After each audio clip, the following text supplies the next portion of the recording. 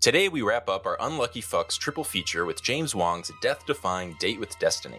Planes are crashing, railroad crossing signs are flashing, and Tony Todd is the only thing standing between some Y2K teens and their impending end as we set off some doom-infused chain reactions to meet the Rube Goldberg of Grim Reapers in Final Destination. You're listening to How I Met Your Monster, a podcast that explores the introductions to your favorite movie monsters. My name's Zach. I'm Danny. And I'm Casey. And together we dive into the world of horror to find out how filmmakers have introduced us to our favorite monsters time and time again. This is How I Met Your Monster. Boss, you opened it. We came. I met him 15 years ago. I was told there was nothing left. Who are you? Explorers in the further regions of experience. Demons to some, angels to others. Call you meatloaf!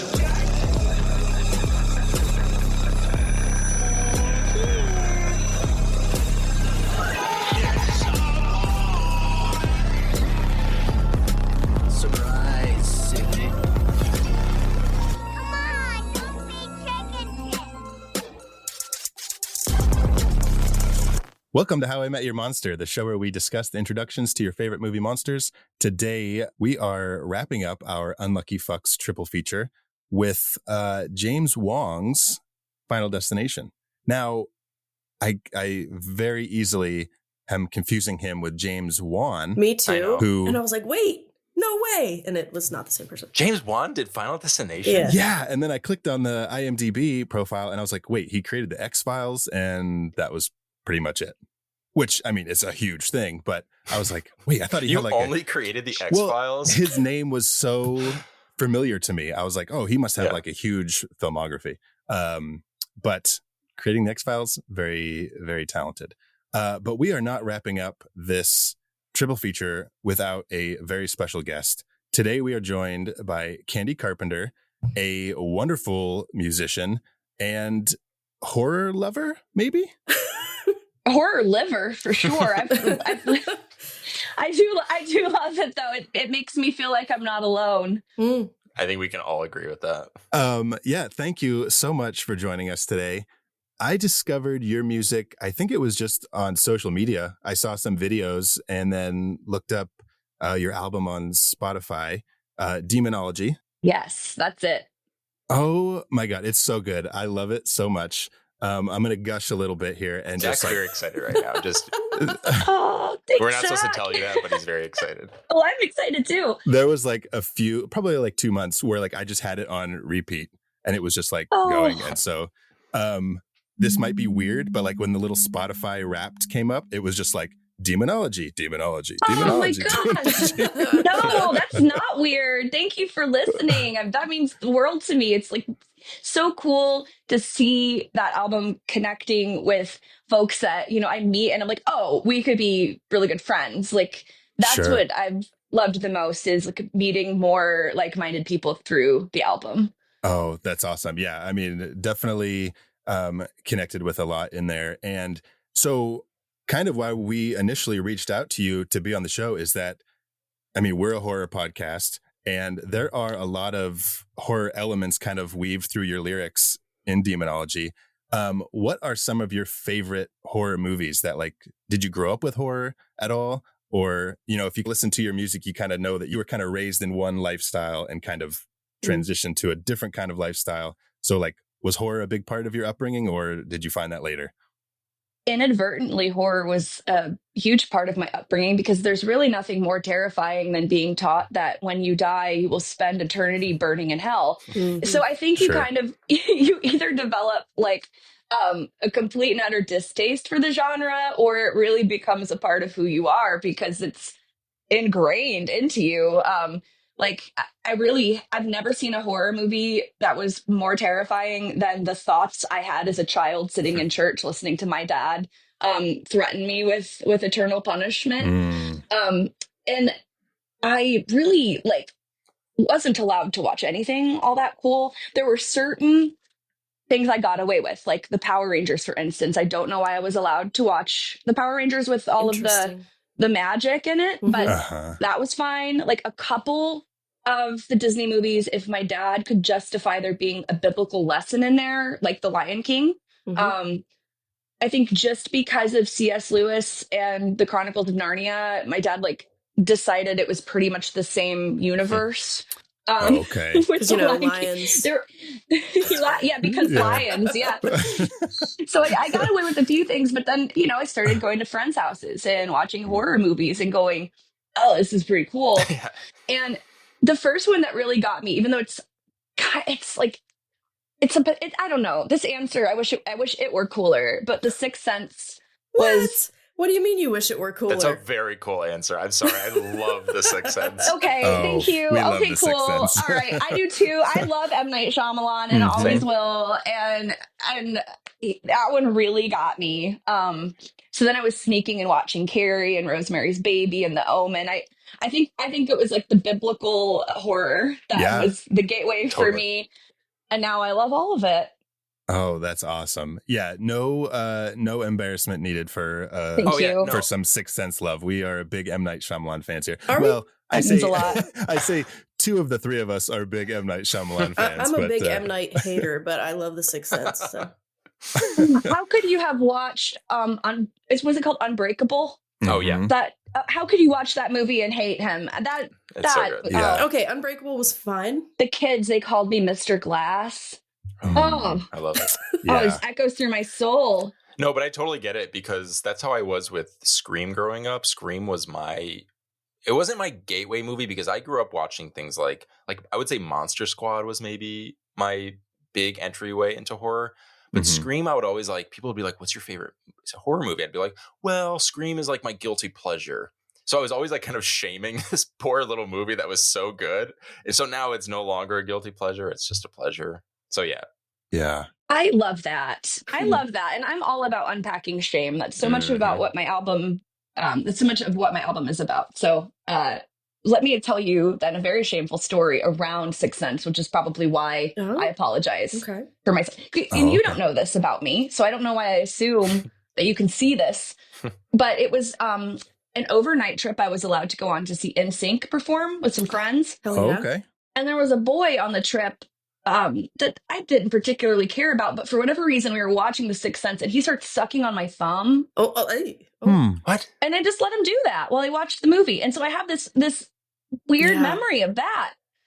Yeah. Yeah. I haven't thought about that for a long Yeah. time. People are fucked. Man. That was weird. Yeah. But Yeah. I was like, you know, it was middle school. It was a difficult time. Absolutely. But doesn't it suck that you take these exterior things that happen to us and then we apply the shame to something else? So now it's like this association with NSYNC when NSYNC did nothing. Well, and The Sixth Sense. And now every time I watch Sixth The Sense. Sixth Sense, I'm going to think about Candy's thumb being sucked my on by some thumb. guy. Yeah. Yeah. Well, I'm so sorry you experienced that. That's not cool. It's okay. You know what? Thank you for saying that. I'll be okay. Good. I'll be okay. I'll survive. I've survived this long Yeah. with that That's core memory. Again, another great thing about the genre. I think a lot of people tend to gravitate toward it when they've been through things. You know, like my husband is now he gets it. We've been together for over 10 years, but I would tell him like horror is a security blanket for me. It's just comfortable when I'm sick or I'm feeling sad, and I'll put on a horror movie. And he's like, "What? I don't get." He's like, "I genuinely don't understand it." And I'm like, "These movies were not only there for me at a time when I needed them, something to kind of contrast, you know, what was happening in real life, but the characters and the story and the themes all connect with everything that we're talking about right now, where it's like these distressing situations or distressing people or lifestyles." So I feel like part of it Horror is is perfect. that's not great is that you it has to do with like trauma being like comforting to you because you've been through trauma and you're used to trauma. 100%. Yeah. Yeah, there's a lot to unpack in the genre. For sure. Yeah. Well, and it's such a, we're recording this on Oscar Sunday, and there's so many like important things in the horror genre and like what it means for people and all this stuff. And then the fact that the biggest awards ceremony in film doesn't really recognize it at all.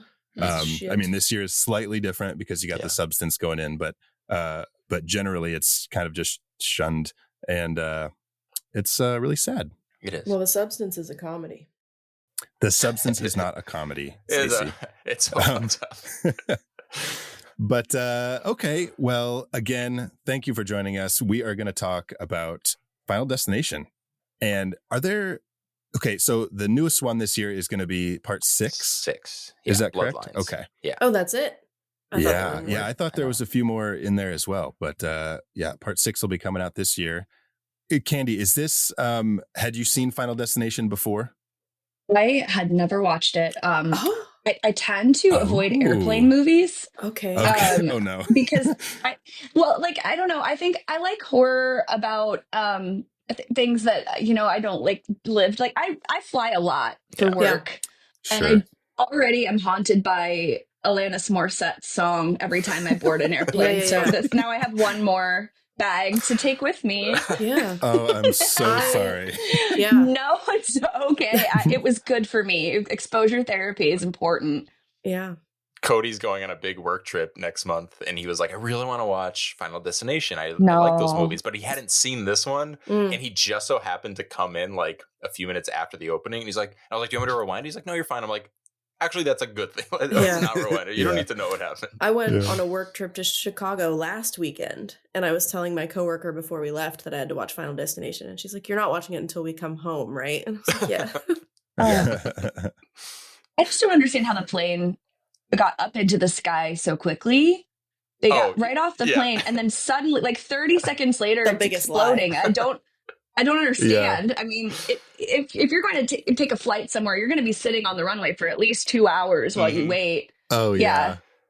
There's all these checklists they have to do when people get off, and they like shut the doors, and then they were immediately like, flight attendants, prepare for departure. And I I was like, well, maybe that's why the fucker blew up, huh? I know they rushed it. They skipped they all didn't the go steps. through everything they needed to do. Convenience kills. That's funny, Casey. He sees the pilot like throw the checklist in the garbage. He's like, I gotta get off the plane. Oh my God. All right. So I don't remember the first time I saw this. It must have been in 2000 when it came out, which I guess going into 9th grade. Yeah. And Devon Sawa was just like, what a heartthrob. Huh? Loved him everywhere. Yeah. And like, so it was just the year previous that he had done Idle Hands. Yeah. Which I feel like he's still wearing the same outfit from Idle Hands. Probably. Yeah. No judgment, but I was like, oh, there you are. And Sean William Scott, like, completely forgot he was in this. Well, yeah, a complete pivot. 180 from the year before when he did American Pie. Oh, 180. Oh. He was inspired by them. Flight 180. Oh my God. But yeah, in American Pie, he was like the jock douchebag picking on everybody else, and now in this one, he's flipped. And he rides his bike around. And he rides his bike cars. everywhere. Danny, do you have any fun facts about Final Destination? I do. So, fun fact number 1: co-writer Jeffrey Reddick also has a story by credit on the film because this story for Final Destination was originally a concept for an episode of The X-Files. And then you had mentioned X-Files earlier. As fate would have it, 2 X-File writers, Glenn Morgan and James Wong, got the script. They retooled it into the feature film, and that's the movie we have today. So okay. I feel like, not that it would have been forgotten. It's, again, I feel like we're kind of denigrating and shitting on X-Files. Like, X-Files is a very big deal. Like, people love X-Files. Yeah. I'm like, we keep like talking about like, well, it could have just been this forgotten TV episode, but like, no, it probably would have just been like considered one of the greats. For all we know. Yeah, I just want to make that clear. I was not intentionally shitting on the X-Files. I'm just kidding. I feel so bad. I already betrayed Sixth Sense. I can't do it again to X-Files. Yeah. We're just gonna get messages be like, why do you hate this movie? Why do you we hate love this them show? all. Yeah, just no. FYI. We do. Oh yeah. I'm gonna go off on a tangent. So you just keep going, Danny. It's okay. We love a tangent. Also, the film was all right. So this is like a fun fact and a very dumb bit. So great. Final Destination was originally titled Flight 180 for the episode. So of course, I was wondering if they had called it Flight 180, would they have kept that 180 trend going for the rest of the franchise? So I created a list of fake movie titles that would apply to the rest of the franchise. Ooh. They're not good. I was just like, I couldn't not write them down. And then if I wrote them down, I felt like I had to say them. Oh, Okay, we got to hear them. Yeah. We have Flight 180 because of the flight. Yes. Number 2, the sequel, I would call it Route 180 because it opens up on the highway. The highway. Yeah. That everybody is scarred from, yeah. The third movie, again, these just get worse. 180 degrees because it's like beds. a roller coaster. Oh no. Okay. Is the tanning bed the second one? Yeah. I don't know if I've seen anything other than. Oh, I guess it would apply to that too. Yeah. Okay. That's better.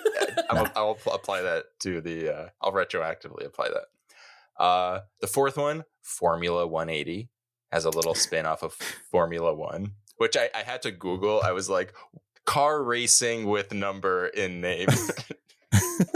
And then 5, I almost had nothing, so I just it's so stupid. Suspension 180 because it's like a suspension bridge, and suspense is like horror. Bridge 180. Danny. 180 bridges. How about 180 spiders? Thank you. Thank you. See, we come together as a team and we create gold. Danny, I love to lift you up. I love to support you in your endeavors. But those were really bad. Like them. You guys want to go see Formula 180? Yes. It's the third sequel to Final Destination. I'll watch it. No, it's the sequel to Flight 180. Oh, yeah. I've already lost my train. Okay. My last fun fact about this movie, and then we can get into the actual episode, is did any of you notice that not all, but most of the characters were all named after horror movie icons? No. I don't remember any of their names. I didn't notice this until I think someone's name popped up and I was like, oh, light bulb. But I didn't go anywhere with it. Are you talking about Clear? Who for the whole time I thought her name was Claire and people were just saying it weird? Yes. Clear is the only one not on this list. I'm so sorry. I couldn't find a horror icon. I think Clear has to do with, the Clear thing has to do with her being able to, what's the word I'm fucking thinking of? If she's clairvoyant, then she should have just been Claire. Claire, yeah, that makes more sense. Oh, yeah. Yeah. Yeah, I was wrong about that. Yeah. That's what I was thinking. But maybe she has a clear mind. Like, maybe. She was. Yeah. Yeah. It's just a bad name, I think. And her last name is River, so it's like it's just it's funny. You know what? Ween and Shrek. That kind of like the agents, Ween and Shrek, like when they introduce themselves, I'm Agent Ween and this is Agent Shrek. I mean, it took me out for like half an hour. Yeah. I had to really find my way back. Yeah. That was pretty funny. Every time they said Shrek. So, okay. So actually Ween, Agent Ween. So that's a horror icon, right? Shrek, that's one. Yeah, Ween. Agent Ween and Agent Shrek. Ween is actually named after Robert Ween. The spelling is a little different, but Robert Ween was the director of The Cabinet of Dr. Caligari. Okay. His name was Dick Ween? Didn't put that together. Are you serious? God, no wonder they're naming people things like Clear Rivers and Dick Ween. Oh my God. Clear Rivers and Dick Ween reporting for duty. I'm only 9 years old. I can't handle this kind of humor. I'm loving this. Are you kidding me? Sorry. Dick Ween. Agent Shrek was, of course. This fall, death is coming for Dick Ween.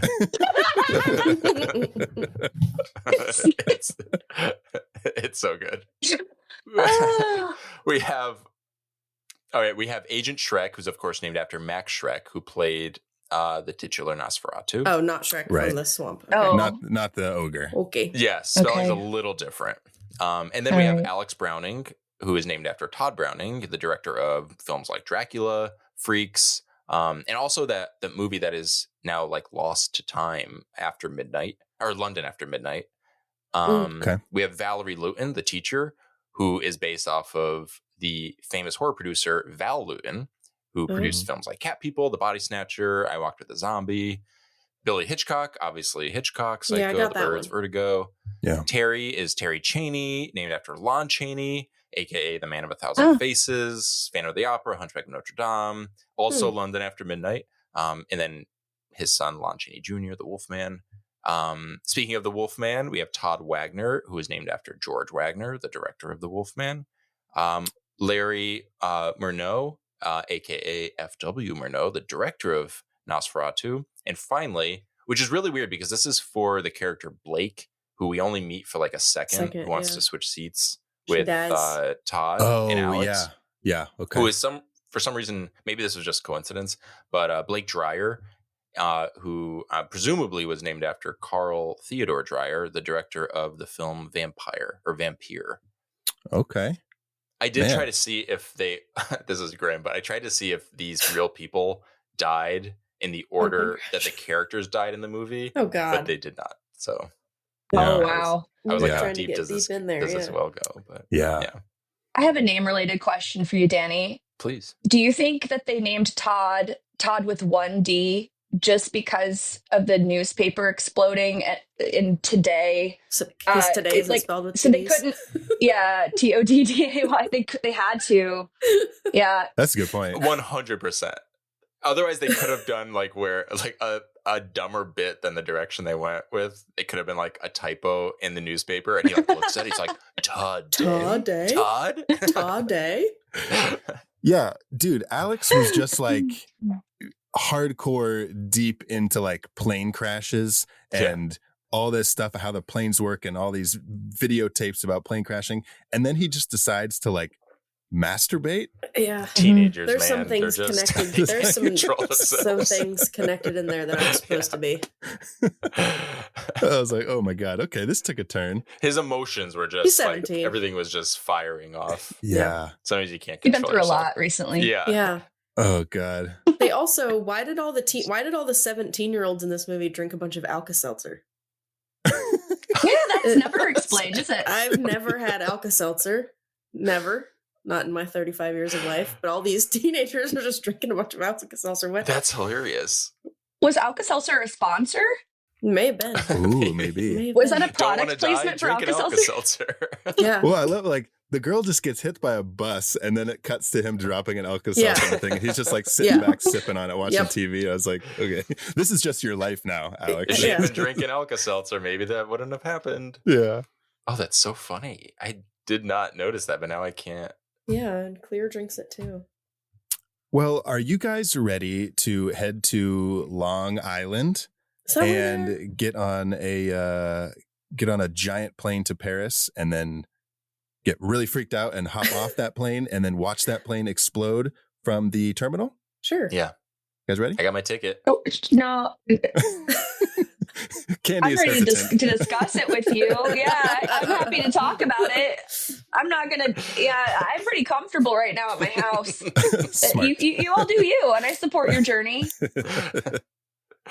All right, well, let's go meet this monster. Death. Death is the monster. Yeah. Let's meet Death. Let's do it. Profound.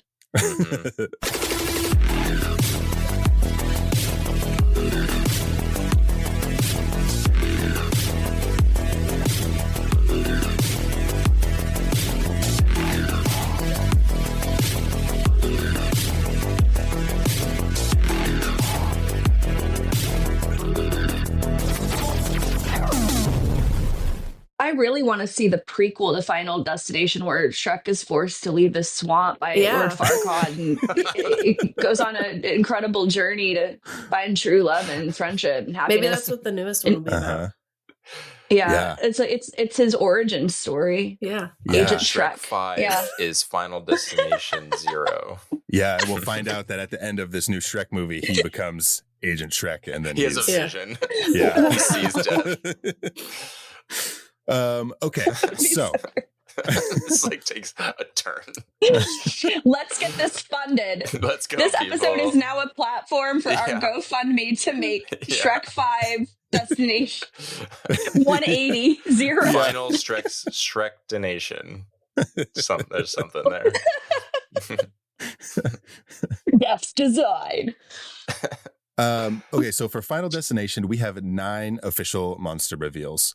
And if you're new to the show, a monster reveal is any time that the monster is introduced to us as an audience member or to the characters in the movie. And so there are 9 official monster reveals for Final Destination. Danny, this was your pick for our Unlucky Fucks triple feature. Could you go ahead and read the synopsis from IMDb, please? Zach, I would love to. Awesome. After getting a premonition about a plane crash on his school trip, Alex, a student, saves a few of his classmates. However, their situation gets complicated when death starts chasing them. Yeah, so the movie kind of just gets going.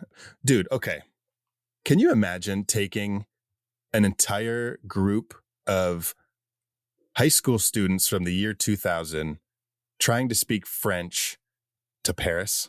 What about I know. What about in 2006 taking a group of like 25 students to Italy? Because I did that. Wait. Oh, all right. you did So I'm that. assuming Wow. that was for your Italian class? No, I didn't take Italian. We didn't have Italian. Oh, They were just like, you guys want to go to Italy? And I was like, fuck yeah.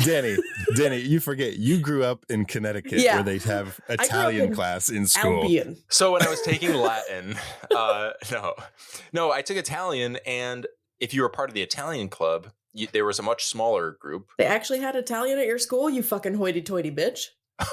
What? Wait. Okay. No, we had Spanish and German. It's like Rushmore. It's like, I saved Latin. What did you ever do? Yeah. No, the Italian club would go to Italy and they would take a trip.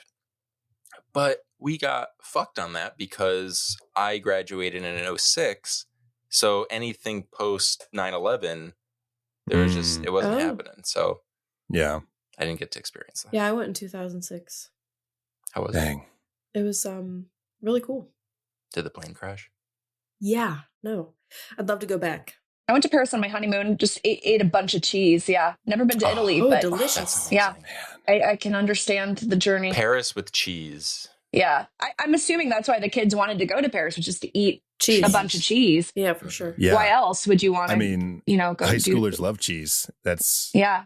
everybody knows that. Well, yeah, and like in Italy, the drinking age was like 16. So I don't drink. I never have. But everybody that all Were the you high allowed schoolers that to? I was- Oh yeah, On the school trip? yeah. Oh yeah. They didn't give a fuck. They didn't care Oh, what we damn. did. They didn't. They weren't even with us. They were like, yeah, go fucking do whatever you want. Come back to the hotel by 11 p.m. That's so funny. What? Yeah. Stumble back to the Yeah. hotel at 11. It was amazing. Holy shit. Yeah. All these drunk high schoolers. I wish I had gone to your school. Well, yeah, they didn't care about their students. You see, Oh yeah, See, that's true. That's not good. They didn't You're care, right. yeah. Good point. Okay. You're right. Now, Candy, I want to ask you a question about Paris. I have heard stories that Paris in movies seems so magical and nice and that, but when you get there, it's kind of just like a shithole. How did you find Paris? I was so full of cheese, to be honest. I really didn't. I just was eating it all the time. I would wake up and eat it, and all day long.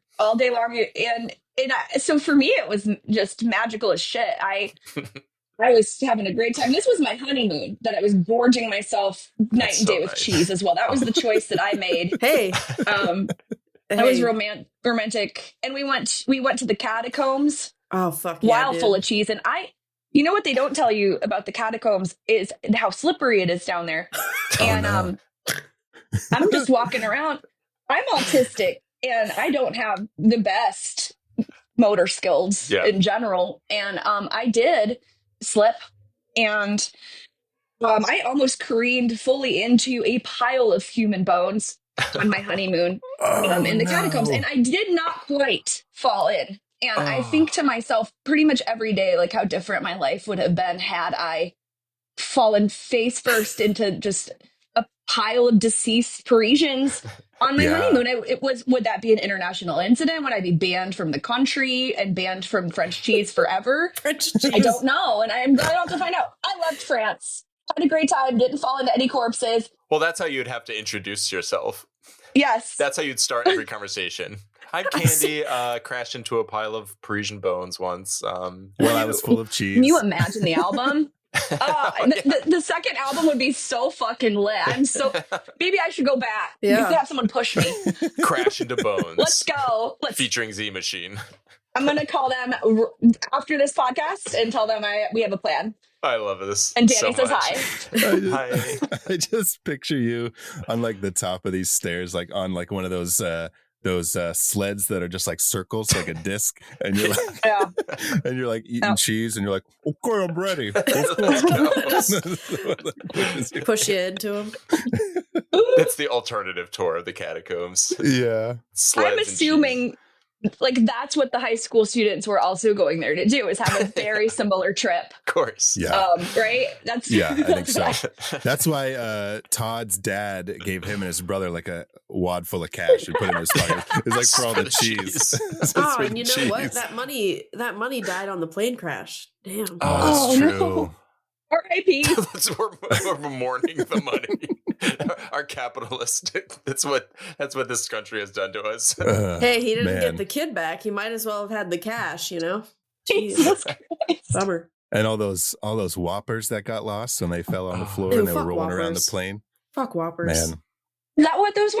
Yeah. They were Whoppers, yeah. Oh, Billy was eating the Whoppers. Billy's Whoppers. Fucking old people candy. Is that another product placement? Like the movie was brought to you by Alka-Seltzer and Whoppers? Which you need That's after you have. old people shit. Those are not high schooler things. Those are old people things. Yeah. Wow. Man, I wonder like if this started out being written for the X-Files, like if the cast was supposed to be like much older and they just didn't change that. They just put high schoolers in there. 100%. They kept all the Whoppers and Alka-Seltzer. We have all this Alka-Seltzer, so. Okay, so our first official reveal is Flight 180, which we don't really see.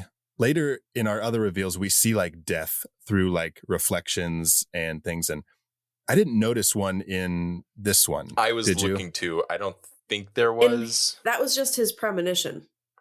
So there wouldn't have been one. That's true. And then we didn't actually see the inside of the plane when the plane actually blew up. Yeah, That's you're right. true. You're right. May I ask a question? Do you think that it was inferred with those creepy fucking dolls he had? Why did that 17-year-old boy have so many skeleton dolls in this room? Yeah, which is awesome, but unusual and wasn't addressed at all. Mm-hmm. Yeah, like right.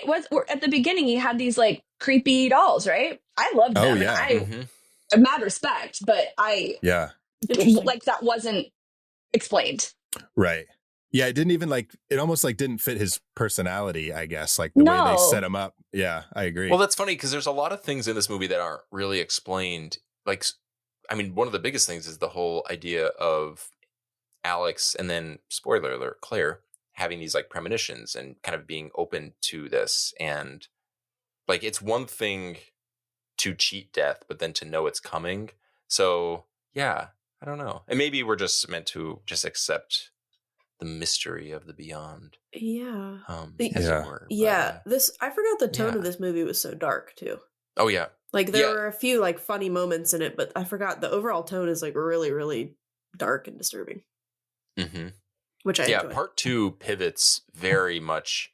I don't know if I would go so far as to say camp, but there are moments a little of bit camp. More, I think. Yeah, like it's very knowing, but this one, especially with those first couple deaths. Yeah, I think for me there's a disconnect between Alex's character and his experience, like what we're seeing him go through. I would have imagined him more like a Donnie Darko type of character, having those skeleton dolls and this connection with death and the supernatural. And he's just kind of like one of those, Abercrombie and Fitch kids from my high school that would never speak to me because I was too embarrassing to talk to. And that's the vibe I got.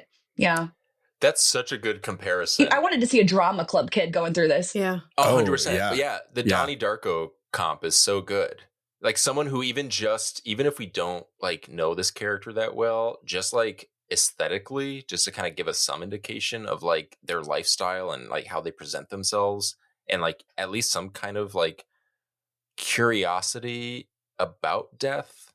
And Alex is very much not that, but then you get these little glimpses like they try to sprinkle it in with like the dolls, but it doesn't feel totally like complicated guy.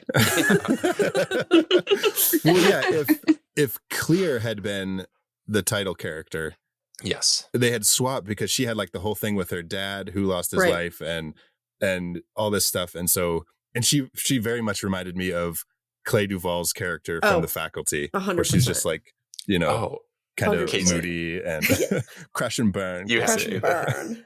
Crash and But was she just living alone in a garage by herself? I think so. Like being a thought that welder too. and just making art. It was very Like yeah. what? How is that legal? How did that I originally happen? had written Clear's parents as I put them into my real monster at the end for the end of our show, but then when she gives the whole like story about what happened, I was like, ugh, delete. I was like, sorry, like, there is more here that I don't know if I'm like prepared That's to. not fair. And like tackle. the cops show up later to question her, and they're not even like, "Where are your parents?" They're just like, No. Oh, yeah, never mind. Well, Shrek doesn't go by the books. Let's just say that. Okay. It would make sense if Clear was like the main character having these premonitions. Yes. And then also when you look towards the sequel, when Devon Sawa didn't return for the sequel, but Ali Larter did. Yeah. That just would have made it all. I mean, Yeah. obviously that was a thing that they couldn't foresee, but Yeah, either give Yeah. Claire the lead or just give Alex Clear's story. Like background. sure. Yeah. Like weird. It's like a weird choice.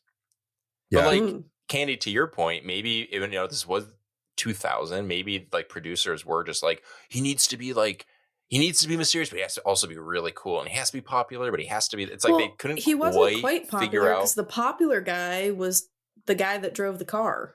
I don't remember his name. Oh, Carter. Carter. Carter. What a fucking popular guy name, isn't it? Carter.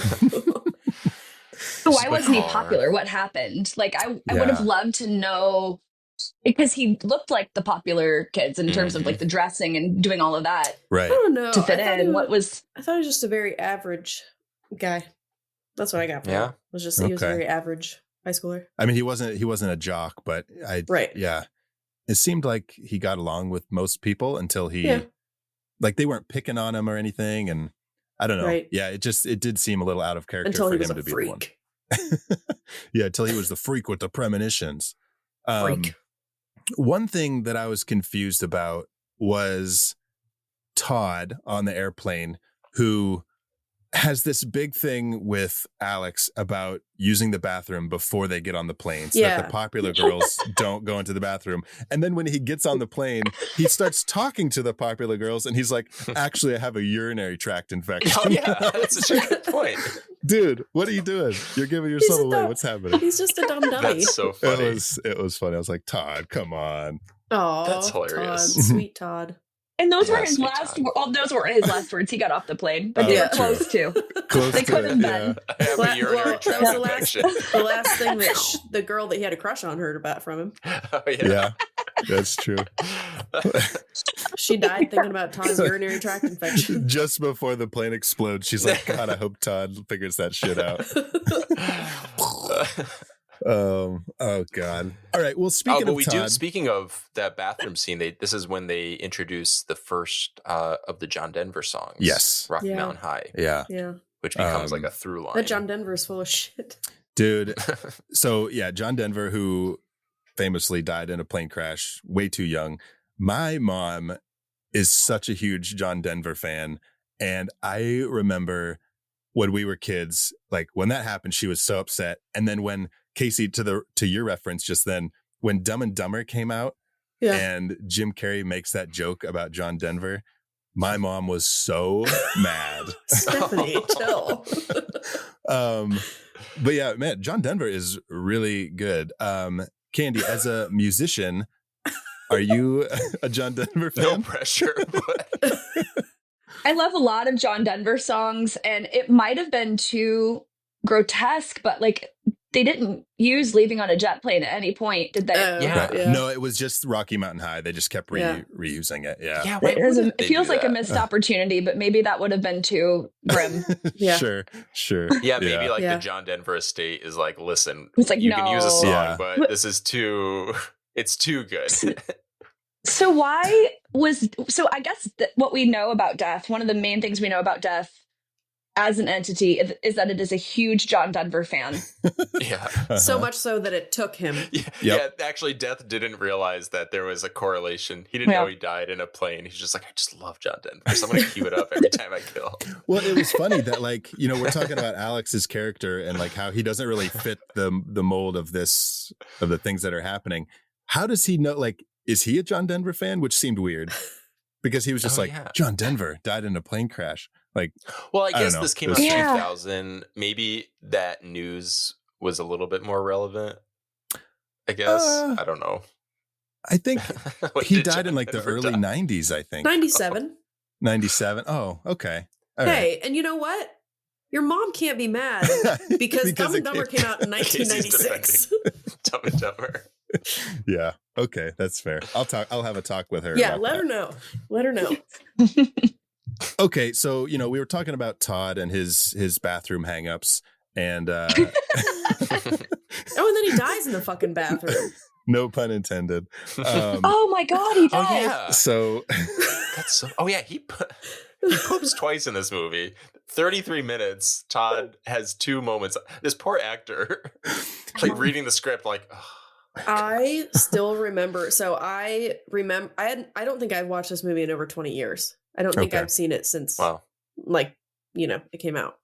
But I remembered this part. I didn't remember any of the other deaths besides the plane, right? And then I forgot about how Todd dies. But as soon as it started happening, I was like, holy shit. Like, I forgot how fucking intense that scene is. Yeah.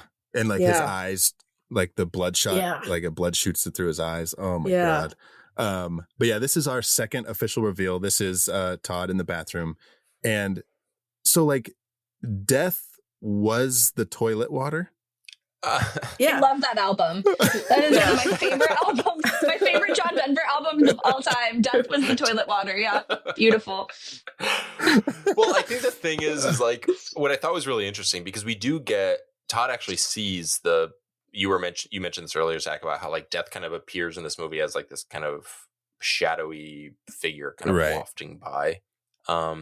I actually thought it was interesting how these movies kind of have the general setup of like a slasher because you have the death like sneaks in and then obviously kills the character and then they kind of cover their tracks. So when the toilet water goes out, I don't know. I thought that was like kind of cool because it's also like unnecessary if you think of it from Death's perspective. Like, why hide it? No one would ever be like, Death did it.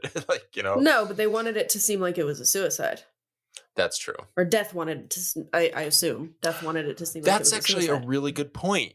Because, and we can talk about this in our next reveal with Tony Todd's character, but there is this kind of idea that Death is kind of pissed at Alex for messing with its design. Of course. I never thought of it like that, Casey. Yeah. That's such a good point. So he's fucking with him. Yeah. So who showed Alex the premonition then? Who is on the opposite side of Death showing this to Alex? Because I would have assumed Death showed Alex the premonition, but Death is mad. So it couldn't have been Death. Yeah. Because Death, that's a good point. I never thought about that. If we really want to like open that door, it's like Death is neutral. You know, it happens to everyone. So it's neither good nor bad. But yeah, like there would be this in the world, in the story world, there would be like this other power, quote unquote power. That's And this version of Death, I would, like you said, Danny, assume it would be neutral, but this version of Death is so petty. The killings are so elaborate. So who is it angry at? Really? So why? Yeah. Who hurt Death? Like, what is going on? Maybe it just feels so wrong. So it's like, okay, you're going to like mess with my style. I'm just going to show you like how big I can go. Yeah. How elaborate. Is it possible then, like life then is also a force in the movie and that life is the good guy and the protagonist really and life showed Alex the premonition. Like the visions come from, I love this. Yeah. Perhaps. I love this. Yeah. I do too. I'm getting excited. I want to watch it again now. I know. So it's like literally so it's not about like normally traditionally you watch a story of like good versus evil and an obvious like portrayal of that would be like God versus the devil or, you know, right. But to go even broader and non like theological. It's literally just the powers of like life and death. Oh, yeah. I'm loving this. I'm like, like you said, I want to go back because my brain is like trying to like retrace steps in the movie. Yeah, and Clear kind of brings that life energy into the mix with her character too. She's literally a creator. She creates these humanoid kind of anthropomorphic figures that are like, oh my God. I think we just crashed. Oh my God. Destination. Wow. Does anyone else need a moment? Yeah, a moment of silence for us, please. I think now that this little thing has been cracked, now we are qualified to write the prequel to Agent Shrek's character. Yeah. Yes. Can we call it It's Not Easy Being Green? Yes. And the only way to like understand the references is you have to have heard this podcast episode. It's like such a deep cut. Everyone's like, why is Shrek a Final Destination movie? And I don't get it. They're like, well, have you heard episode 126 of How I Met Your Monster? Oh, I wish this were episode 180 so bad. Oh my God. All right, we're not releasing this for a few months. 2 years.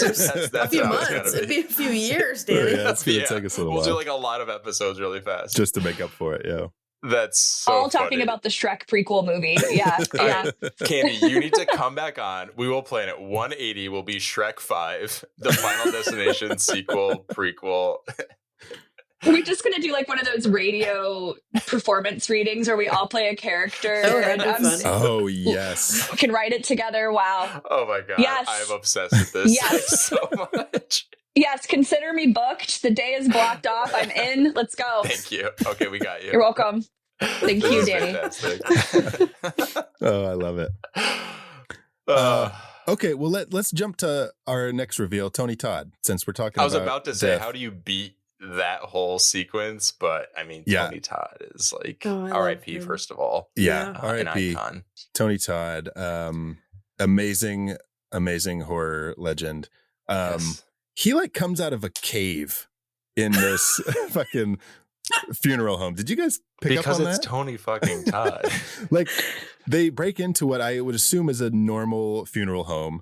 Then Alex has like this big hook thing that I don't know where he got. And like, he just knows how to unlock this door, and they get in there, and then Tony Todd appears out of like a dungeon cave. It was very strange. We should also point out the fact that you could argue that this monster reveal and introduction in the movie isn't 100% accurate because they never confirm that Tony Todd plays the Grim Reaper or Death or what have you in these movies.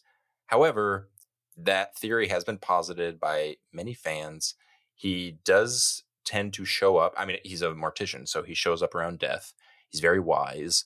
And then in this scene, he literally gets very kind of emotional, like angry about the fact. Like he's spitting facts and giving our characters a lot of information that kind of suggests that he is kind of taking it personally.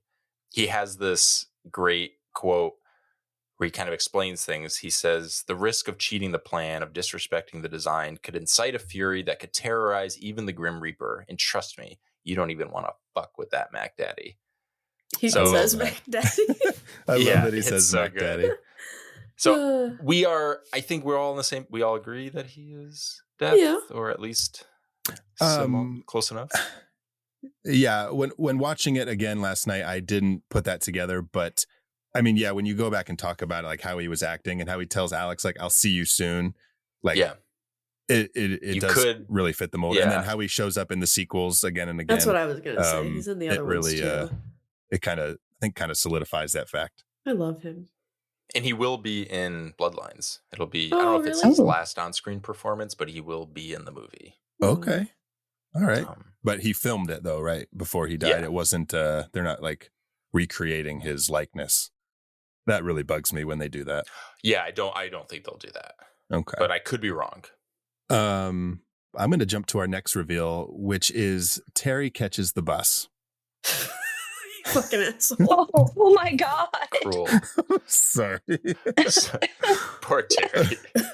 Oh, Terry had a good heart. I know, and she had to deal with that asshole Carter. Well, she didn't have to. She chose to do that. But she was coming around to realizing he was no good for her. She was. Yeah. High school, you know? So nobody saw that bus coming?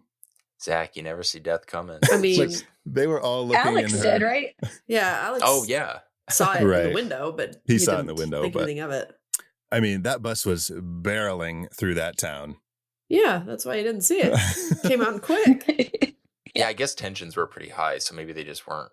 Yeah, and like one thing that stood out to me, and this is just me nitpicking like I sometimes do, but Carter pulls this U-turn because he's pissed and he wants to go back to confront Alex, causes like almost a 3-car pileup, knocks Hitchcock off his bike, and then he just parks the car like just down the street and nobody comes to confront him about this accident that he caused in the street. Yeah. I was like, what? That's so funny. Anyways, They had to move on with the story. they did. Yeah. Yeah. And they were all, I mean, Terry kind of stole their thunder with the bus. So Yeah, she definitely stole the show. Didn't Carter knock Billy off his bike like a couple times in this movie? Yeah. Like, why was that a running gag? yeah, I don't know. This poor Billy was a guy. doofus. Like, not to mention the characters keep just literally running into each other, but then for him to constantly knock, it's just like, it's like a hat on a hat. Yeah, I mean, you get Yeah. the idea of what kind of character he is in the very beginning when he's trying to get on the plane. Yeah. Carter. Yeah. Billy, yeah, Oh, Billy. Oh, Billy. Yeah, he's because kind of he's just a doofus. He can't even get on the Mhm. plane. You know? Yeah. I know, he's just kind of there by accident. Yeah. Yeah. And He has we no emotional connection. in almost all of these, we see death always in a reflection. Like, you know, Danny, you mentioned that shadowy kind of glimmer that happens. It's always in a reflection of some kind. Mhm. In this one, though, we don't see it because we do just see like the bus Yeah. in the window. Oh yeah. But To go back to what Candy said about the visions being life, so maybe instead of seeing death in that scenario, we saw life coming. So life was trying to get in the way 'cause it of was a death. premonition. Like, hey, look, Oh, like beware, like something's gonna happen. This one wasn't as the other ones are also really suspenseful. There wasn't like time Mhm. for the death fog or whatever you want. right. Do you This know what I Death's mean? like Like jump the other ones scare. were really suspenseful, but this one didn't want you to know Yeah, when it was coming. yeah. that's a good point. A little more, yeah, like with Todd, like it wanted to. It was like it sets a mood. Oh, there were like 4 or 5 different ways that you thought he was going to die. Mhm. Hmm. You know? Terry's death was one of the most merciful deaths Oh, for sure. of Yeah. all the Totally. characters. Yeah. Mhm. And but it's just strange that it was either like quick or so gratuitous that Mhm. it Yeah. like It's funny. You could almost argue like the two characters who are really giving death, like really putting death on a platform, are Terry and Billy Hitchcock, because they both kind of have like their moments and then they both get sudden death. So maybe death Yeah. is like, listen, you're part of the design. You do have to die. But because you're kind of giving me all these shout outs, I'll like come Yeah. in and give you like a clean death. Well, maybe not a clean death, but a quick death. Quick. Yeah. That's my theory. That's good. And you know, I agree. and Candy, to your point with Terry having the most merciful death, our next official reveal, which is number 5, Mrs. Luton, I think gets it the worst. Oh, that's a horrible one.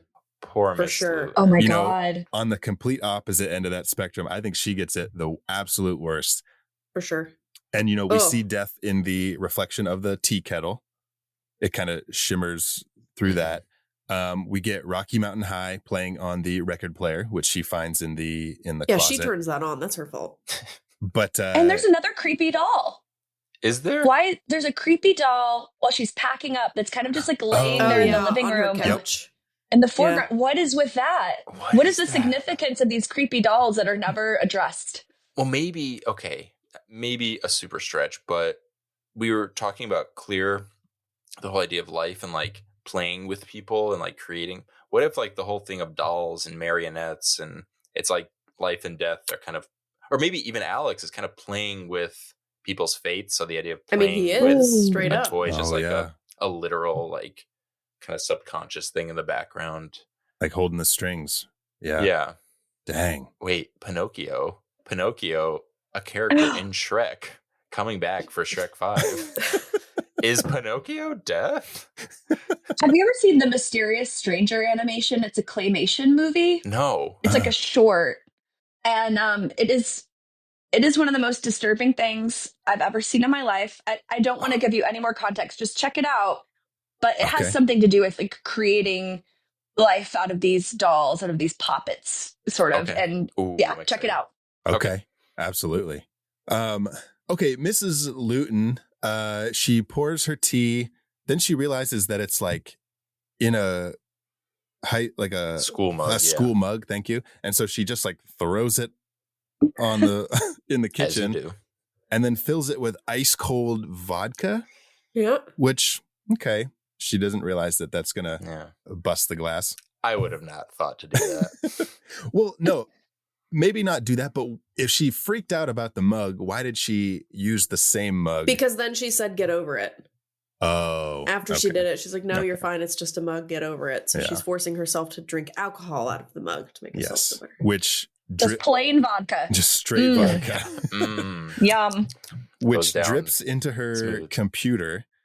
You know, the Final Destination series is, you can't call it anything but inventive. Like it is. Oh, for sure. The fact that how they come up with these certain things and how they're going to play out are just wild. So it drips into her computer. It fries the circuits. Then you would kind of think like, oh, the computer's going to catch fire and maybe start a fire in the house. Yeah. But no, it explodes. But the glass that busts through the screen shoots into her neck. Yeah. And then... Cool. She goes to the kitchen. Oh my God. So then she's stumbling around the kitchen. She tries to grab the towel, right? Something else happens to her. Oh, well, the fire catches onto the that's right. Vodka, the alcohol trail. The alcohol that she had created, the trail. So it's just like, so the house did you guys burning. notice the door, the stained glass on the door was a knife? Yep. And she like bent over and like, you know, reveals the window behind her, which looks like a knife pointing down. But she stumbles to the kitchen. She tries to grab the towel, she slips. Which she threw on the. Okay. And then she's trying to grab the towel off the knife block. falls down, stabs her. Then the fucking table falls over and pushes it farther into her fucking chest. Oh my God. Poor Mrs. Luton. I will like to take this moment to just say, I personally think there are two MVPs in this movie.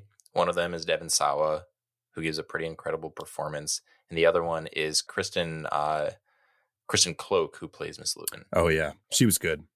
Yeah. As a messy person, I've spilled a lot of stuff into my computer. And it is never... I'm still alive. It has never exploded. I've spilled a lot of stuff into my computer. And normally it just kind of fizzles out and, maybe... It dies, but I don't. You should probably invest in some kind of protective cover for your computer. You would think that would work, and I have one, but life finds a way. Very different movie. You just lift it up and pour stuff into it. Yeah. So Billy sees Alex coming out of the house right before it explodes, and then... The movie kind of tries to... The core four unites. Yeah, this is where they bring the core four together for for 5 minutes before they all get broken up again. For about a moment. And in our 6th official reveal, Billy loses his head by the train tracks, which I guess was part of the car that exploded, that the train picks up and shoots at his head. Could have just been like loose sheet metal, but I guess that makes more sense for it to be the car. Yeah, it was like a scrap metal from the car. Or the train, whatever. Or the train. From the collision. Let's take a few minutes. Let's think about other pieces of metal that this could belong to. All right. I think that's it, Danny. But in this scene, we do see Death again. Now he's in like the back window of Carter's car. He's like, excuse me. And this brought up an interesting question on my end. Death like locks the doors, right? Yeah. And then also like buckles the seatbelt, like can't get his seatbelt undone. If Death can take control of all these things, like the toilet water and the doors, like why doesn't it just kill them? Well, we kind of talked about that earlier, where Death is PO'd. Oh, he's petty. That's right. Petty. That's and right. Mad and and an artist, and Ooh. This is his paintbrush, so. Let him cook. Let him paint. Very true. Very true. Oh, and then to what we were talking about earlier with Clear being an artist herself and sort of personifying life. Oh my God. Goodness. Oh my God. Just the clash There of are artists. layers. Just Dude. a bunch of petty artists just like trying to show their craft. A lot of history's greatest evildoers were just frustrated artists. Mm-hmm. One comes to mind. Charles Manson. Yeah. We are breaking this movie down in a way that I was not anticipating, and I'm very happy about this. Yeah. And just the razor thin line between life and death and good and evil. I really think this is profound. Mm-hmm. Very much. So listeners, you're welcome. We're doing great work here today. Yeah, we're doing pretty good work. In our 7th official reveal, Alex almost gets hooked on fishing hooks. Yeah. But death wouldn't have killed him that way. So. Well, he was going to give him tetanus, remember? No. That's such a funny line. He's kind of just talking. He's like, rusted tetanus. He's in high school. He has his tetanus shot. I don't know. He's in high school. He has to have it. Oh, Casey, That's sometimes you know too much. I'm sorry. Listen, I thought that I was going to die from tetanus a few months ago. So. Oh, when was your last tetanus shot? Is it a fishing hook? My last tetanus shot was 8 years ago. And they're good for 10. you're still covered. Okay. Yeah, good. because I stepped on a rusty staple while I was yes, I was barefoot painting the lab. Oof. Yeah. Oof. Ugh. So, Well, Casey, Anyway. we're glad you're still here with us. Thank you. We're so glad. Yes. Yeah. Thank you. Life wins. Zach? Oh, I'm glad. Yeah. Thank I'm you. very glad. Zach, Okay. hello. Are you glad? Yeah, I'm very glad. Sorry, I was just thinking about Alex going fishing. You're like, I'm still thinking about A time like that this, when Casey is revealing this Yeah. this is a horrible tragedy. Casey almost died. Casey, Zach. again, I'm so sorry. Thank you. Well, you can tell that this movie was created pre-2008 because Clear is a 17-year-old girl who owns not one but 2 properties. Yeah, we have not yet hit a recession. She is a homeowner. That's true. I mean, Yeah. wow. Yeah, this cabin. Yeah. What? And she's not even renting the cabin out. Yeah. No. Yeah, she doesn't even Just, have it's to. just sitting there. Yeah. Just it's toilet paper to her. She doesn't need the money. Amazing. Oh, I've got this extra cabin. You can stay there. It's no problem. There's just like there was a deleted extended scene where they're all just like looking at her like what? Just like You own no a one can believe it. Yeah. Huh? Well, okay, Danny, speaking of extra extended scenes, I wonder if there was more filmed about Alex and Clear's relationship. Because somewhere around this time in the movie, she starts calling him baby. And I was very confused. I didn't notice that. Maybe because either. I was calling him baby too. So Yeah, I was yeah, like, so you just got confused. I was like, Devon, baby. Just... Devon, baby, it's I'm okay. glad you mentioned that. Devon, baby. Yeah, I was like, where did this flip? There was a little bit where they were in her art studio and she was like, she basically was like, I'm attracted to you and that. But then there was nothing else building on that. And then she just starts calling him baby. And she says it for like the rest of the movie, like 3 or 4 more times she calls him baby. Is this pre-cabin? I can't remember the very first time. Oh, that's okay. Because I thought that's what you were going to say. Because the jump from them kind of realizing that Alex might be next to him, like being in the cabin, felt like there was a time jump. So when you said that, I was like, maybe there was something. Maybe there was like. Yeah, I would just wonder if there was more stuff that was filmed that just ultimately was cut, to move the story along. I don't know. Huh. It just seemed like Did she get confused and start thinking she was in Dirty Dancing? That's like, go in the corner, like, Alex. She's like, you can stay in my cabin, but don't go in that corner. So speaking of Clear and Alex, let's jump to our 8th official reveal. We're nearing the end here. This is Clear and Alex kind of escaping death together. It's kind of like he's running through the woods to get to her, narrowly escaping death. Because the whole time all this was happening, like while she's in the car and the transformer, the power line is blown, I'm like, what an annoying day. Yeah. That's like what I was thinking the whole time. I'm like, this would be so annoying. Poor and then Clear. the aftermath, I like had all the debris everywhere and having to clean all that shit up. Wow. Yeah. No He's thanks. like, the car's going to blow up. She's like, oh. I know. It's just like more frustrated than anything. God damn it. But yeah, they escape death together. Alex kind of is about to take death on and just be like, okay, let him get me so that you can live. But he ultimately Marty McFlies into the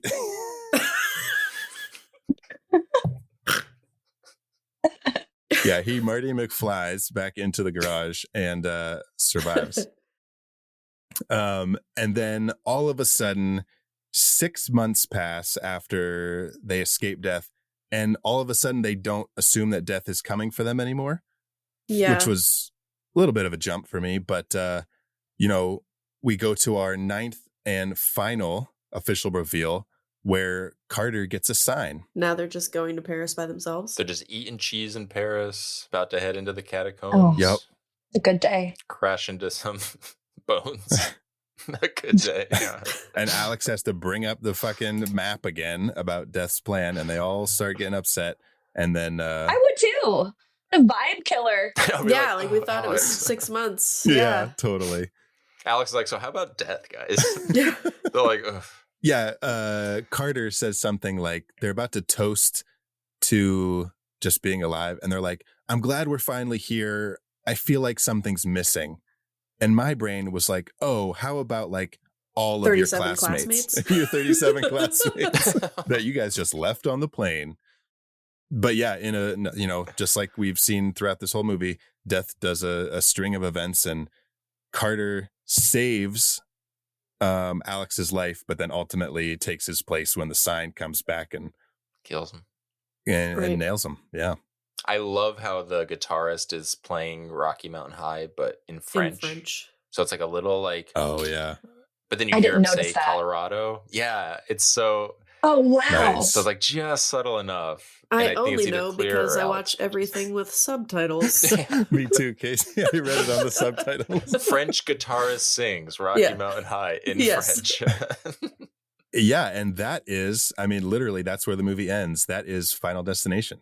Yeah. Um, So, well, I guess I should watch the second one. I just don't remember Allie Larter in the second one. I don't like, is she like still trying to outrun death? So in the second one, she has admitted herself into a hospital, Okay. and she just lives in a padded room To keep her Yeah. safe. just to keep To herself avoid. safe. Okay. Like she like, even like, Casey, I'm glad you're still here, but you did step on a staple.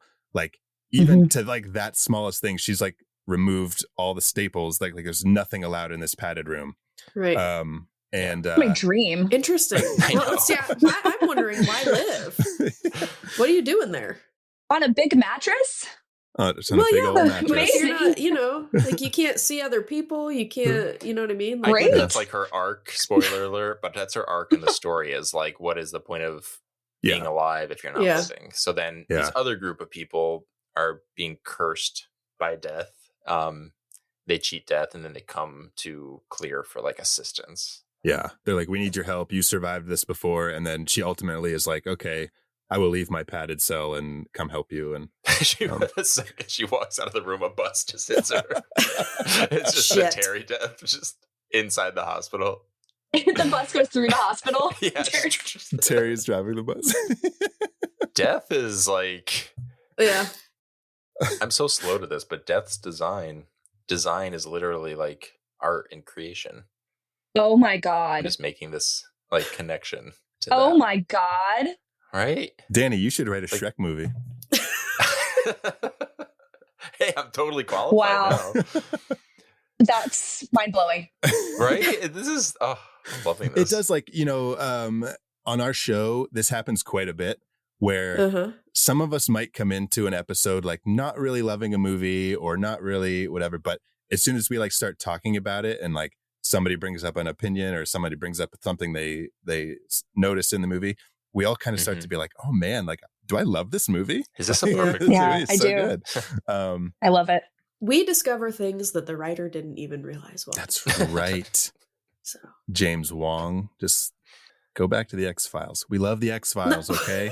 We do. There's I no love Sixth the Sense. X-Files. Oh, ow, full circle. Mhm. All right. Well, now it is Life's time to choose our personal favorite reveal in Final Destination. What's going on here? I don't see anything anywhere. That's how they get you. They're under the goddamn ground. All right, so I'm going to do a speed round recap of all 9 official reveals, and then we will each take turns choosing our favorite. So, number 1, Flight 180. Number 2, Todd hangs out in the bathroom. Oh, such an asshole. Oh no! Zach, you're My fired. God! Well, you'll be happy to know that I don't have anything silly for number 3. It's just Tony Todd, because that was thrown in at the last minute. So number 3 is Tony Todd. Number 4, Terry catches the bus. Number 5, Mrs. Luton takes a stab at making a drink. Oh, that's good. Number 6, Billy loses his head. Number 7, Alex almost gets hooked on fishing hooks. Number 8, Clear and Less Alex. funny when you're not like setting it up with laughter. Number 8, Clear and Alex escape death. And then number 9, Carter gets a sign. Ooh, that's good. Oh, So, Casey, let's start with you. My favorite reveal in Final Destination is Todd hangs out in the bathroom. Okay. Because it's just my favorite. The suspense in this, even though I remembered ultimately what happened, I still was like on the edge of my seat the whole time. Yeah. Because it moves so slowly and there's so many other things that they allude to it being. Mm-hmm. And then it's just really like, I don't know. It's like, Bleak. Longer than it needs to be. Like when he's actually choking, like it's longer than it needs to be, which I enjoy because I'm fucking sick. But, and it's like more real. I don't know. And him trying to stand up, but there's like soap in the bathtub. Yeah. The fact that they added that detail where it just makes it slippery where he can't get his footing. Oh, it's fucked. Yeah, it really is. So yeah, that's why it's my favorite. Okay. All right. That's a good pick. It's a good pick. Candi, do you want to go next? sure. My favorite reveal is Tony Todd because it's so like all of the reveals are chaotic, but I really wasn't expecting a scary mortician to come in and just deliver one of the strangest monologues. Yeah, it was just bizarre and like felt unnecessary, but also like it could stand alone as its own universe. I just wanted to know more about him and what the fuck was going on and who he was supposed to be. Was he an agent of death or death itself? I just found that whole scene it just didn't feel like it was in the same movie as everything else. Yeah. Like this element of surrealism. Yeah. Anyway, it was all surreal, but that part was even more bizarre. Yeah. And that's a great pick because it's such an important character to the whole series. Yeah. And so having him revealed for the first time in the original movie is a good scene. But since he is the only one that recurs in all the other movies as he comes back and he, I think that's definitely an important reveal. Danny, what's yours? I was kind of like flip-flopping between two, and I was going to go with the opening scene initially, but especially after we were talking about it, I have to agree with Candi that the Tony Todd scene is just iconic. Candi, you said it perfectly, so I really have nothing more to add. But it is also just neat to, in a franchise where the monster, as it were, is just like a specter, is just this kind of like wind and idea, something that you can't really touch. To put a face to it, even for just like a little bit, and even though it's never quite clear or specified, and the fact that the face happens to be Tony Todd, who is a fucking icon, it was hard not to pick that scene. Okay. Yeah. I'm going to go with Todd as well. Because wait, Tony or my Todd, not Tony good Todd. Point. Good point. Todd versus Todd. Todd 1D. Todd 1D. I'm going to go with Todd hangs out in the bathroom because it's almost like the first reveal to like how death works, right? In this whole franchise. That it's starting to pick him off. Yeah. which, That's cool. Yeah, becomes like that's like the hook for all the other movies, where it's just like, how many creative ways can we kill people? And it was just so intense. Like you were saying, Casey, it goes on way too long. It really bothered me when his eyes got bloodshot and just like filled with blood, like that kind of just like made me feel icky. And it's just I think it was mostly because that's the first time we're doing one of these like setup kills where things are happening around us that we aren't really sure that we don't really know are going to affect us, but they all kind of come together and we see that death is the toilet water. So and petty and toilet water. Death is petty toilet water. Well, we had also mentioned in the intro Rube Goldberg, and that's the first time you see like the Rube Goldbergness in this movie. Sure. The kind of mousetrappy, this leads to this and this leads to that and so on. Yeah. That's a really good pick. Yeah. Awesome. Okay, well, now it is time for a segment that we like to call The Real Monster. Run, run, run as fast as you can. You can't catch me. I'm the gingerbread man. You're a monster. I'm not the monster here. You are. You and the rest of that fairy tale trash poisoning my perfect world. Now tell me, where are the others? Eat me. Danny, do you want to start? You want to start us off with your real monster? Yeah, I have a lot, and I don't know. We'll see. One, I just have Alex's mom for ripping the tag off of his bag after he said it was a good luck charm. Oh, yeah. I'm just like, why? Yeah. Specifically, just what don't a bitch. do it. But also, I think you have to do it. Yeah, just let the lady at the airport do that. Yeah, I guess better for like your mom to do it. This one's a little tasteless, but Todd for using the phrase, I don't even want to say it, torque a wicked cable, referring to defecation. It's one of the grossest lines I've ever heard in a movie. So gross. I love with it. so much just like casual emphasis. I also have Todd again, actually, for poor Todd. shitting on Stuart Little. Oh yeah. Oh, Stuart Little, the adaptation was written by none other than M. Night Shyamalan. That's right. Which brings us right back to our Shyamalan reference from earlier. And then finally, my last real monster is everyone who blames Alex. Yeah. It just kind of bummed me out. But it also, I feel like it says a lot about people in general. So it's they not always really are looking surprising. for somebody to blame. Yeah, exactly. Yeah. Like there's always has to be a culprit. Mm-hmm. And it's just easier for them to point a finger rather than accept the fact that shit happens and you can't always blame someone. So yeah, feel bad for Alex, and I don't feel bad for the people who blamed him. Okay. All right. Candy, do you have a real monster? I would say one would be the just like city public transportation system. Yes. For allowing their drivers to be so careless behind the wheel. I mean, wow, that was going too fast through a really populated area. I had a little bit of an issue with Ali Larter's bangs. I do like bangs a lot, but I felt like hers. Oh, you have incredible bangs, Casey. Thank you.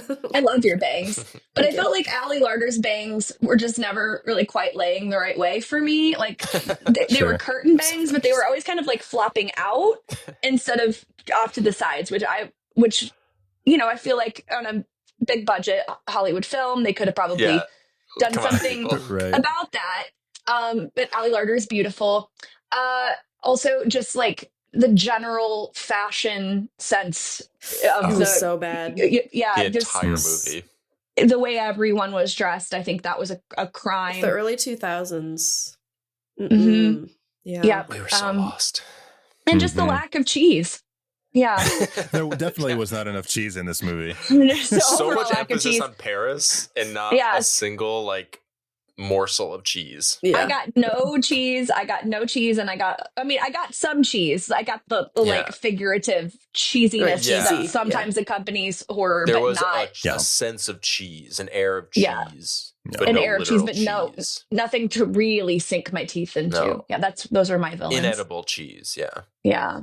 Nice. Nice. Well, you know, Final Destination, we built you up. We found all these like beautiful little nuggets to kind of highlight and kind of suggest that maybe you're better than even what we thought initially. But yeah, that lack of cheese really kind of shoots you down a few pegs. Yeah.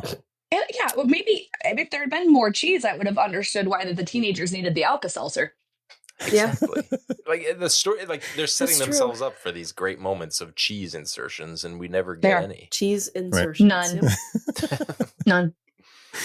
None. Okay, I've just got two. I've got Todd for his explanation, like you said, Danny, about using the bathroom before Twerking a wicked getting on the plane.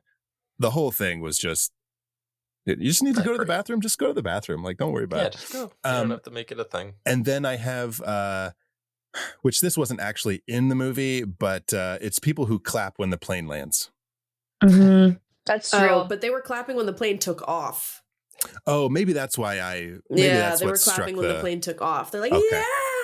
yeah. That gave me I didn't. Yeah, know. I'm almost better with the clapping with the landing. Yeah, because at least you know you got there. Yeah. Right? But when you take off, a lot can happen in those next 7 hours. It's like clapping at the start of a movie. It's like, I got a good feeling about this one. Yeah. They were clapping because they took off so fast. They're used to sitting on the runway. They're like, usually this takes more than a minute. Yeah. Yeah. Oh, and I'm going to throw in the French teacher as well for speaking French to his students, like probably trying to give some important direction in the airport. And then he's not just actually telling them. I'm just going to hope they are listening to me and understand. You guys don't understand? French. You're fucked. That's your fault. Casey, what do you got? I have Shrek and Wiener because they because all of the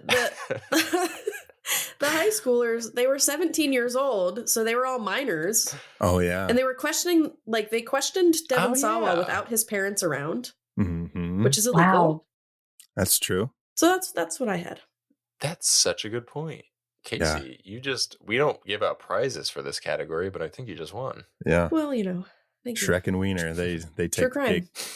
cake. All right. Well, now it is time for the last and final segment of our show. Would you survive death in Final Destination? And here we go. Just so you know, Zach, last and final mean the same thing. What did I say? Last and final. Final is better. It's more fitting for this. Yes. Completely. Okay. Well, yes. I really wanted to drive that point home. Okay. Sure. Yeah, for sure. Well, for sure. I'm going to make a firm prediction that none of us will survive meeting this monster. That's true. Ooh. That's true. That's true. Yep. Death. Yep, that's it. All right. Well, that was quick. Somewhere or one way or another, it'll do it. Yep. I guess the question could be more specific to: do you feel like you have it in you to cheat death? I don't know.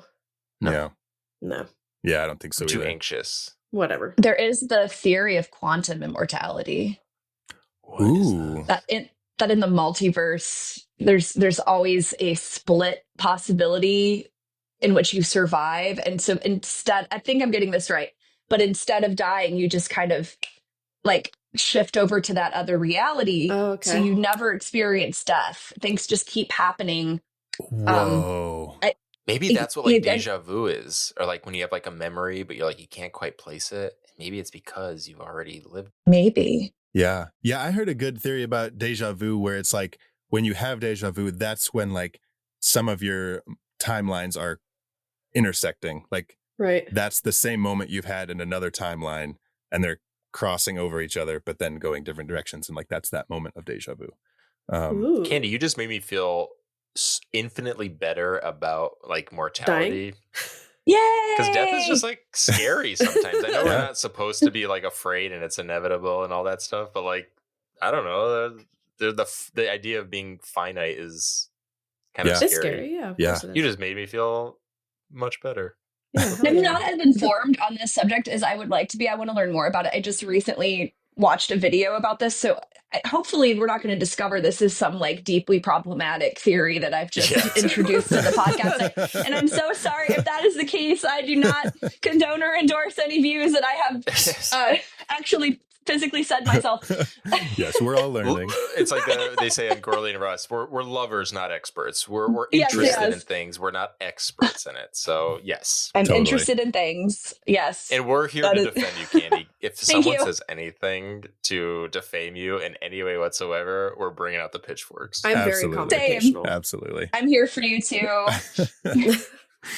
Well, guys, that's it. That is the last movie. Ladies and gentlemen, we have reached our final destination. Ooh.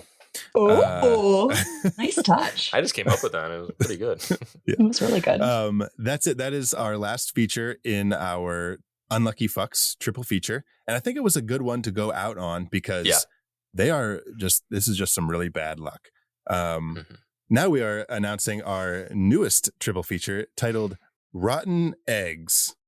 So these next three movies will all have to do with eggs, with our monster. I love how sometimes we're just so broad. It's like, this is about luck. This is about, like serial killers. This one's about eggs. This movie's about eggs. Yeah, so this is about all of our monsters in these next three movies will come from eggs of some kind. So we are going to kick this one off with, we're going to kick this one off for the Easter holiday with Critters 2.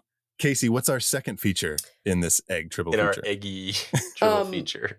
I feel like it's obvious to people that have listened to the show before that I would pick Aliens. Not Alien. Mm-hmm. Aliens. A lot of sequels. Oh, yeah, yeah. Yours was a sequel, too. Oh, yeah. Danny's the only one who's going to break this trend. With what movie, Danny? Jurassic Park. Oh, yeah. Great choice. Yep. Thank you. Another egg. I feel like we're going very big on this triple feature. Oh, yeah. Like big movies. Aliens. Well, Jurassic Park. Aliens, yeah. Nobody knows what ours is, but shitting on it. I love that movie, but it's just not as, I don't know if it's the same level. But let's wrap up this one. Candy, thank you so much for joining us. Yes, thank you. This was an absolute blast. Where can our listeners find your music or you on social media or anything you want to share with the listeners? Or physically, where would we find you? Well, if they were to try to track you down. I'm impossible to find because I'm very rarely in my corporeal form. But thank you so much for having me. This has been an incredible way to end the week. And I'm everywhere at candicarpenter.com. That's Candi. The way that you remember that is it's like someone who builds gingerbread houses. It's a Candi Carpenter. Ooh, and that's my grown dad joke. I have a Discord community that I'm really proud of that I love to invite folks to. It's a great community of queer, ex-evangelical, neurodivergent folks, and just like people in general who are looking for a place to express themselves and be themselves in a safe space. So check out the Candyland Discord. My album Demonology is out everywhere, and my Spotify bio is a recipe for how to make the perfect hard-boiled egg. So I feel like it's an honor to be here for the announcement.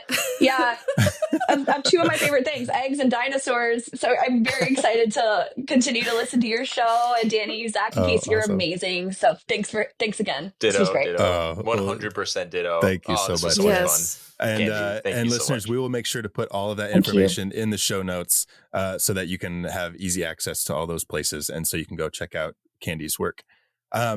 Danny, why don't you start us off? We're going to mix things up a little bit. Danny, where can our listeners find you on social media? You can find me on Instagram and Blue Sky at my name, Danny Salem. That's DANNYSALEMME. 2 M's like the candy. Melt in your butt, not in your hands. Oh, you'll never stop saying it, Danny. Casey, what about you? I am on Instagram at wolfmothercasey. Awesome. Awesome. Oh, we haven't done the howl in a while. We don't do that, Danny.